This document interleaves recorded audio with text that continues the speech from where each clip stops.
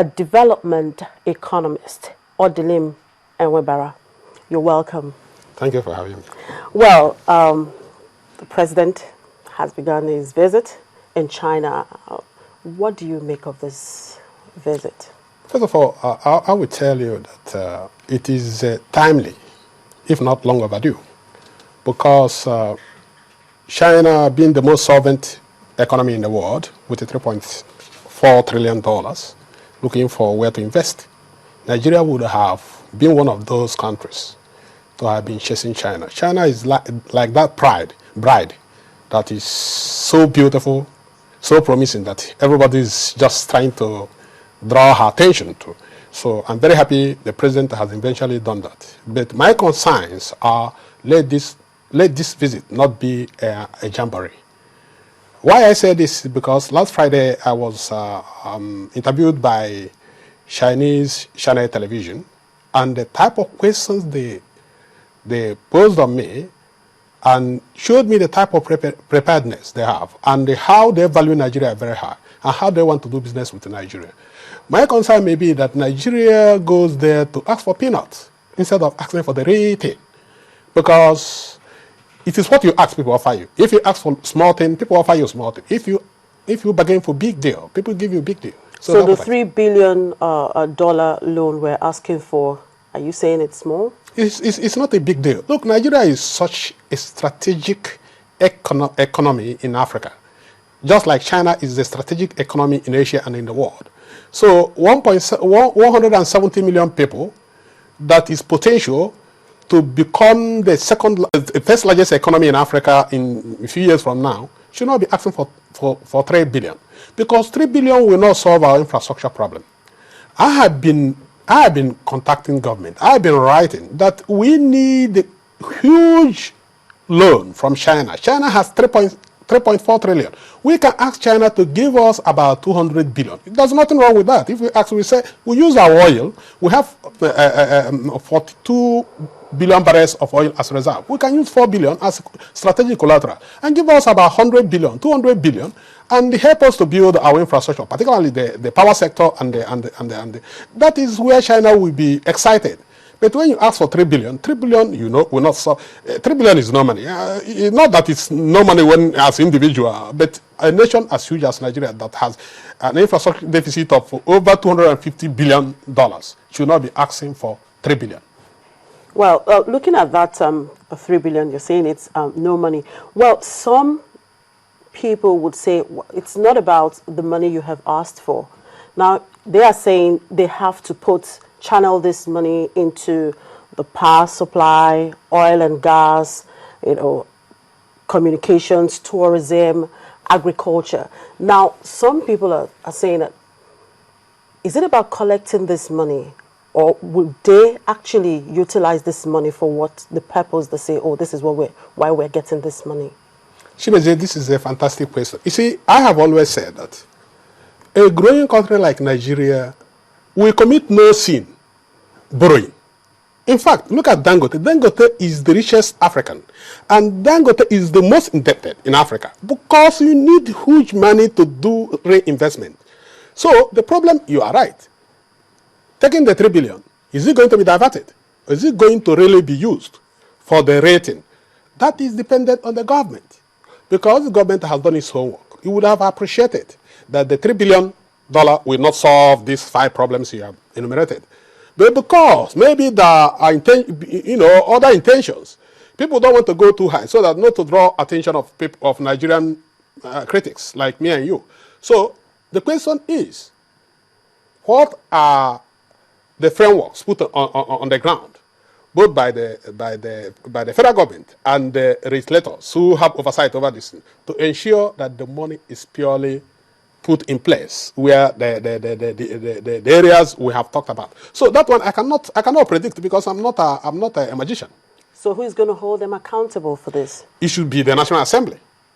It should be the National Assembly, because at the end of the day, they have to show us how they are spending the money. And the National Assembly can actually call those involved, not the president himself, to appear before them and tell Nigerians how this loan is being spent, and whether it is really being spent or being diverted. Because the problem we have in this country is this: our recurrent is very high.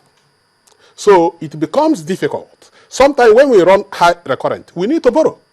And when we borrow, we divert. And silently diverting, people will not know. Do you understand? Because salaries must be paid. And government engagements, financial commitments must be met. So at the end of the day, part of money borrowed to invest in infrastructure or critical infrastructure become diverted. Gradually, either you divert it visibly or you divert it invisibly. What is invisible diversion? Invisible diversion is that you spend the money on other things and use a delay tactics to do as if the projects were not yet ready. I think you understand what the project this money is meant for. The project this money is meant for are not yet ready. I think you understand what I'm trying to say. So these are the issues we have to negotiate. But be it as it may, what can I say? I want to see a Nigeria that goes to China and be asking for big money. And I want a Nigeria that goes to China and tell Chinese, look, in 1978, China was lucky enough to ask overseas Chinese to kindly invest in China. And what was China asking them? China was asking them, take advantage of our labor, labor abundance. Take advantage of other things we are going to give you free. Take advantage of the strategic positioning of China.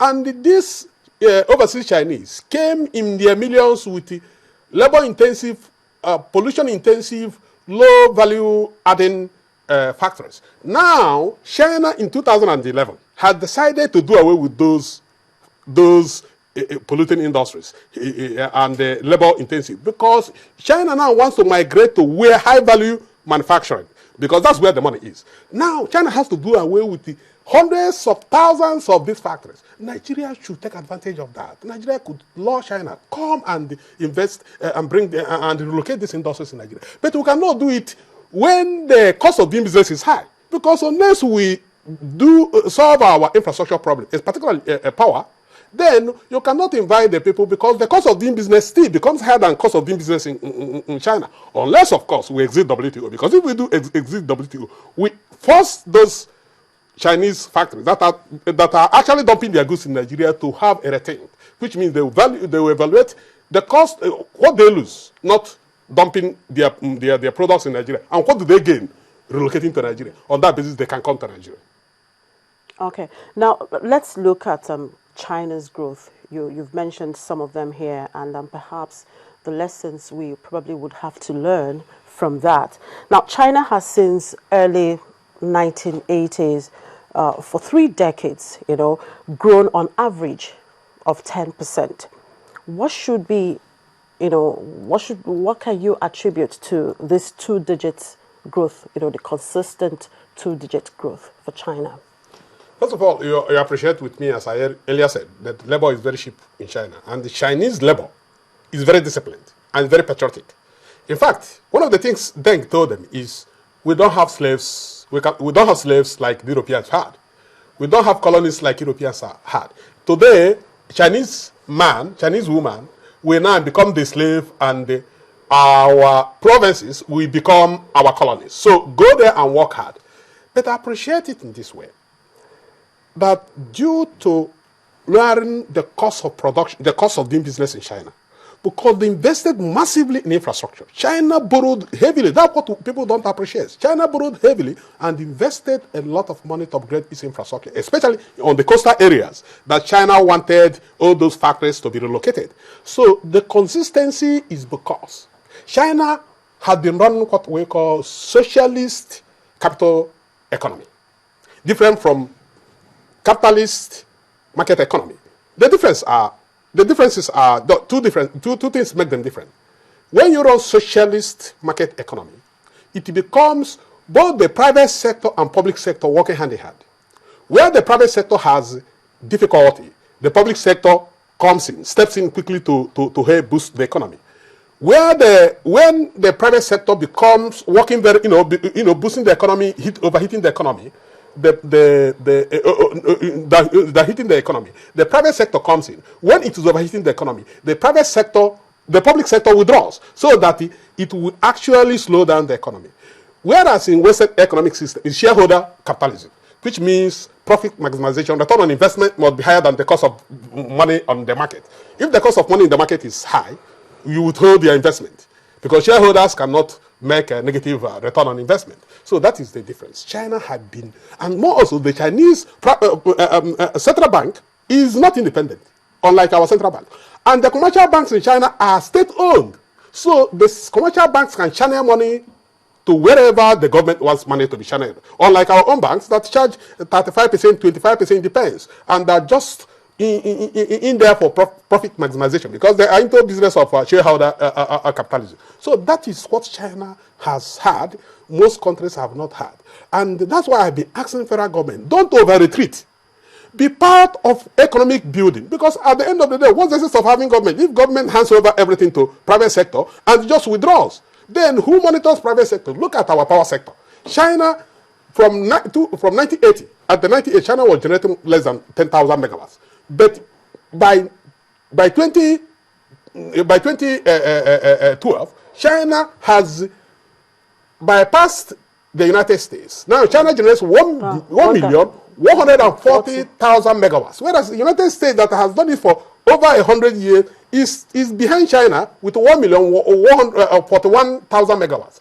It is state-driven. It's not private sector-driven. Because what we are trying to do now, handing our power to private sector, these people could actually be friends of those who are selling generators to Nigeria. What they do, they keep it moribund.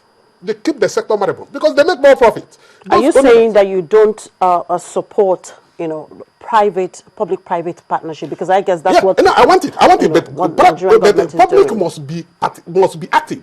They cannot be